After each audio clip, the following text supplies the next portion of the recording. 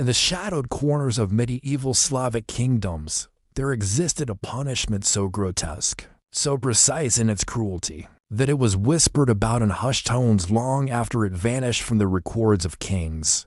It wasn't a punishment meant for quick death. It was one meant for memory. They called it 1,000 splinters. This wasn't a metaphor. It was exactly what it sounded like.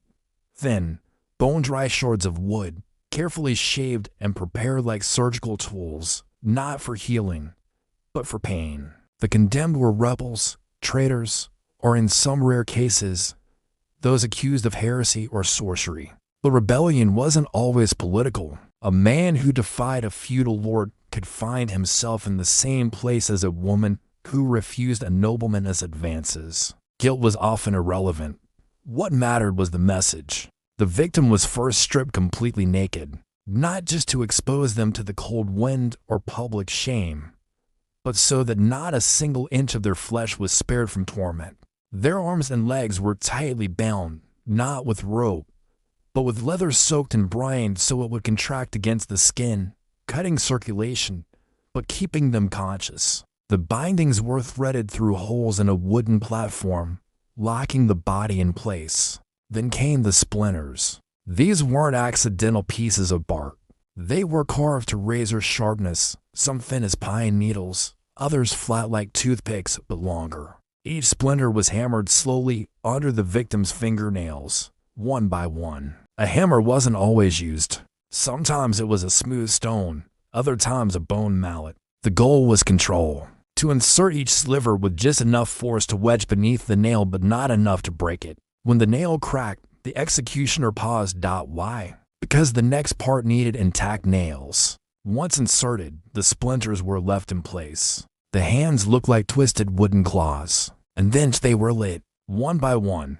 A single torch was used to ignite the tip of each splinter. The flame crept under the nail, down the wood, until smoke poured from beneath the skin. The smell was indescribable, a mix of burnt meat, blood, and scorched hair.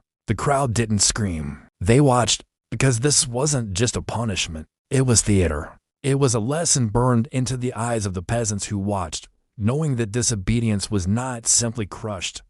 It was peeled away. But it didn't stop at the hands. After the fingers came the toes. Each splinter was carefully inserted between digits. Some into the soft webbing, others along the nail bed. Men kicked. Women howled. Children were forced to watch. In certain cases, a splinter was driven under the tongue. Two executioners held the jaw open with hooks while a third forced a thin shard of birch beneath the trembling flesh. When it was lit, the flame seemed to vanish inside the mouth, but the screams echoed louder than any bonfire. There are surviving records, written in Slavic church script, of one man, a merchant from Skav, who was sentenced for spying on behalf of foreign knights. The document notes he received 712 splinters before falling unconscious. His body was still alive when they buried it. No two executions were alike. Some victims were splintered across the chest, the thin shards hammered into the muscles between the ribs, then set alight. The skin blistered instantly, cracked, and peeled in strips as fire danced across flesh like a living brushstroke. Executioners were trained in anatomy, not in the name of medicine, but to preserve life for as long as possible. They knew where the major arteries were. They avoided them. This wasn't about bleeding out. It was about breaking down, inch by inch. The record of a noblewoman named Radoslava tells us she was accused of poisoning her husband. Before execution, she was bound on a platform in the village square and received 503 splinters. Her eyelids were pinned back with thorns so that she couldn't close her eyes. Witnesses said her final words were a prayer she repeated between bursts of screaming. In some villages, musicians played during the executions drums, flutes, not to drown out the cries, but to give them rhythm. The peasantry believed this calmed the dying spirit, and still, the ritual continued. The 1,000 splinters were rarely completed. Most victims died around 400 to 600. The heart gave out, the lungs filled with blood. Sometimes the body went into seizure after the tongue was lit. But on rare occasions, very rare, someone survived beyond 900. No one ever reached the full 1,000. That number, it seems, was symbolic. An unreachable threshold of agony, a mountain of pain that only the dead could climb. But to the executioners, this wasn't torture. It was tradition. They believed the soul could only leave the body cleanly if the flesh had been purified by fire. And if that fire came from 1,000 sources, then surely no sin could remain.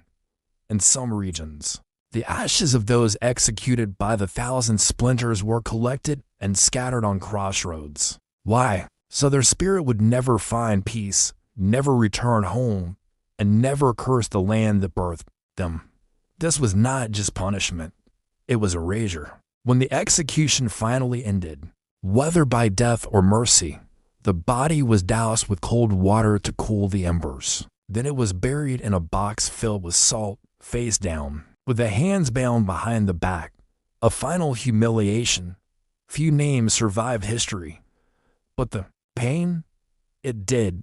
Peasants recounted the stories in lullabies. Mothers warned children to obey or face the splinters. Some villages even preserved wooden shards, claiming they came from real executions. Whether true or not, the belief itself was enough to control generations. And today, the 1,000 splinters remain largely forgotten, buried in footnotes, hidden behind the polite veneer of modern civilization.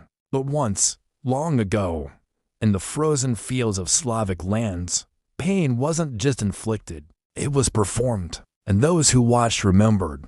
Even after death, the echoes of the 1,000 splinters lived on, not just in songs or stories, but in the way fear shaped law. Judges didn't need to sentence people to this torture often. The threat was enough. Just hearing a town crier mention the word splintering was enough to make grown men weep and women collapse. It wasn't just death. It was death by disassembly. Historical scribes in Novgorod in the 14th century detailed several public executions performed during reform seasons, periods, when local lords tried to reclaim control through fear. The 1,000 splinters was the method of choice, not because it was efficient, it wasn't, but because it created silence, controlled obedience, a population that walked in line.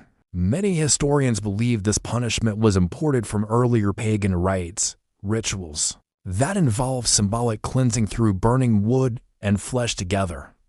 But once Christian orthodoxy took hold, the practice twisted into something far darker. It went from ceremony to spectacle, from ritual to raw power. Monks even wrote about it. One account from a monastery near Polotsk describes a man accused of insulting the princess. Virtue. He was paraded through the village square, then tied to a platform while 300 people watched in silence. One by one, pine slivers were pressed between his fingers and lit. The monks called it divine purification. Another chilling example comes from the winter of 1278. In the frozen hamlet of Yaroslavl, 2 thieves were caught stealing grain during famine. Their punishment? They received split tongues. Thin shards were hammered into the soft underside of the tongue and twisted to break speech permanently.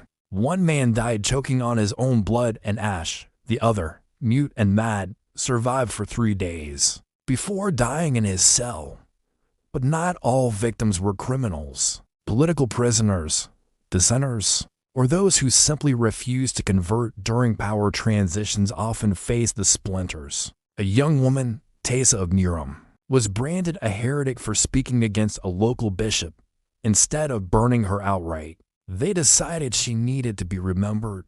She was given 911 splinters across her body, and her execution was spread over the full days. Between sessions, she was doused with cold water to prolong the torture. By the 15th century, the 1,000 splinters began to disappear from formal law, not because it was seen as barbaric, but because it was no longer necessary. By then, its reputation had done the job. Rulers had moved on to more efficient punishments like boiling or quartering. But in the rural countryside, some still practiced it unofficially. There are oral tales, unconfirmed, but chilling, that villagers would take justice into their own hands when courts failed. If someone betrayed the community, raped a neighbor, or cursed a holy relic, a secret trial would be held at night. The accused would be tied down in the barn, and the splintering would begin. Birch twigs were used. No one ever survived. In modern times, only a few artifacts remain. A charred wooden board with nail holes sits in a museum in Moscow. Unconfirmed, but eerily similar to descriptions from ancient ledgers. And yet, even without proof, the stories keep breathing. Because that's the strange thing about torture this precise. It doesn't need evidence. It needs only imagination. The idea of being peeled, not flayed in wide strips, but splintered and thin, agonizing increments, is more terrifying than a blade, more intimate than a whip. It's torture that whispers instead of shouts, torture that prolongs fear instead of offering relief, torture that became legend. You've just heard the real, historical account of the Thousand Splinters, a method that wasn't just about killing the body. It was about unbuilding it, a punishment designed for maximum fear, a performance engineered to haunt. And here, at Torture's Room, we resurrect these silenced truths, one scream at a time. New episodes every week. Subscribe, because history doesn't whisper, it screams.